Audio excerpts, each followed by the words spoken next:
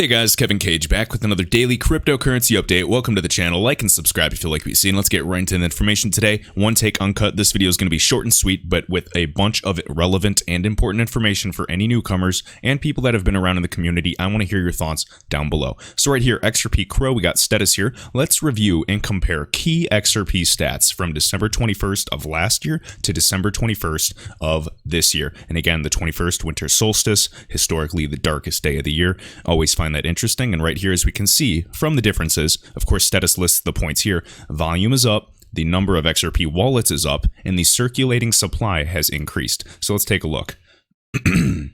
So as we can see, rank number 3, of course, price only went down, bummer. But again, that means it's more of a buying opportunity now. This is where you can dollar cost average, whereas some people, whether you break even at $1, 30 cents, or you're well into profit if you bought early, guys, this is the opportunity. If you're, breaking even at 50 cents or 30 cents, that is awesome. That is better than a lot of bag holders. And if you can get it down or introduce friends to the market where they're buying at sub 20 cents, you're not going to find a better deal around. All right, now volume, we see that increasing. Now we know there's a lot of wash trading existing. So I'm curious, I'll have to look into this again, but keep in mind, there's still a lot of rampant manipulation. This is not just solely on-demand liquidity volume. This is on exchanges. We're waiting for CoinMarketCap. Of course, they do have the liquidity index for exchanges, but they have not listed yet for individual cryptocurrencies, digital assets, the actual, liquidity metrics. Excuse me, just had lunch. All right, right here, total market cap, we got 36 bill.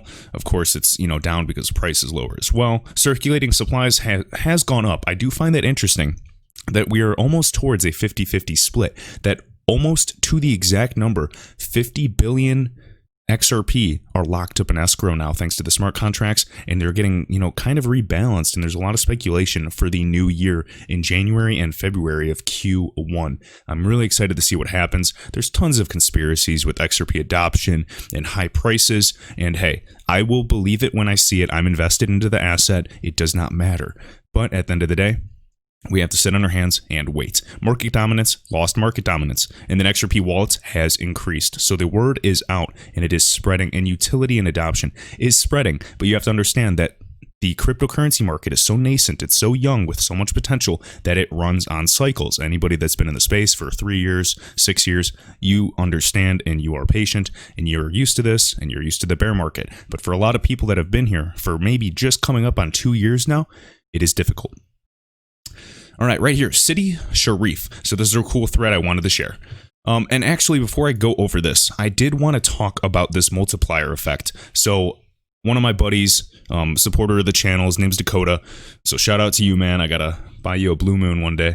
So anyways, he was asking me about, the multiplier effect and some of these terms that I use on this channel. And I'm just kind of, rehashing and using terms that David Schwartz, CTO of Ripple, has used. And of course, there's various types of multiplier effects, but I want to kind of use one mere example. And this is regarding XRP's circulating supply and the effect it has on driving the price upward. Now, there's so many ways you can spin this. This is one way that I've spun it. Let me know if you want to correct it or add your own twist on things or add a different perspective. So basically, we know. Let's say XRP's circulating supply right now, instead of the 43 billion, for example's sake, a nice round number, let's say it's 50 billion.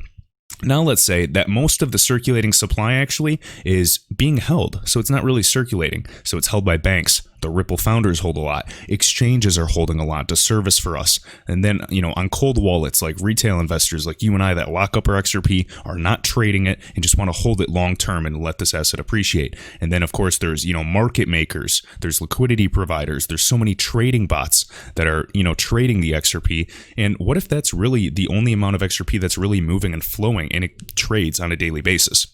Granted, we do have on-demand liquidity, but that is not enough ramped up at the time. So in reality, compared to the 50 billion circulating that can circulate, there's really not 50 billion circulating, guys. So it gives you the illusion of liquidity.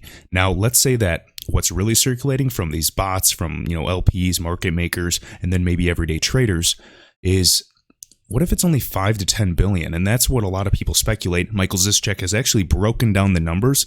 He says that he believes it's closer to 5 billion. Me, if I want to be a little conservative, I mean 10 to 20 billion, but regardless, there are multiplier effects. And when price discovery occurs in the future and there's true liquidity metrics, the price will take effect. So instead of the 50 billion circulating supply, let's, for example, say it's a lot closer to that 5 to 10 billion. So 50 billion divided by, 5 billion is a 10x multiplier effect. That means that you would literally multiply the price today by 10. If it's, a 10 billion circulating supply, 50 billion, what we thought was the circulating supply that is actually moving, divided by 10 is 5. So there's a 5 to 10x multiplier effect right there. And that could be the true price of XRP, but we are waiting on utility. So I just wanted to spin that. And this is only based on circulating supply, people holding. And you can break down the numbers. Again, you can type in Michael XRP or Michael Zischek XRP and, type in circulating supply, see his little chart and how he explains things. Found that interesting. I know I covered a video on it as well, but just wanted to, spit my 2 cents there, my 2 XRPs. All right, right here, City Sharif. I predict, and this is full speculation, but I like this. I predict that Ripple the company will disappear into the background and off the radar within a few years, and XRP will be a silent superpower working its magic behind mobile interfaces and apps. At least that's what all the banks would like to see happen. All right, so the complete on the settlement layer, guys, of the payments architecture, the payments hierarchy, it would just be invisible in the background. Nobody needs to know. And again, nobody, like everyday people that consume and use the internet, they're not understanding how, IP works and all that. It doesn't matter. All right, right here. Even though Ripple is working with them and being compliant, XRP is a beast which will be hard to control if the masses know about it. Cryptocurrencies by itself is still a valid threat. That's why we need XRP right now, throwing the first punch before Libra or any type of, other like coins are rolled out. Because obviously, granted, Libra is just a mere white paper. It's not even developed yet. So I'm not too worried. All right. And the masses start using it on a global scale. Before that happens, digital fiat, aka CBDCs, central bank digital currencies, should be up and running, moving frictionless across borders from P to P, person to person, peer to peer. This puts pressure on all central banks, the CBs. Missing the window of an opportunity is very deadly for them, guys, because things will happen quickly. When adoption is ready, it moves quickly. And this is going to go into my next point in about 2 threads. And about 2 slides from now. And somehow, some way, that window of opportunity opened to us first. Don't be fooled. It will close rather sooner than later. Grateful and patiently riding this wave caused by a ripple, originated by the drop. And as I said in my previous video, we know Corda Settler, option use XRP. Check. We know Finastra, 9,000 plus customers, gateways already connected to use on-demand liquidity directly using XRP anytime they want. Check.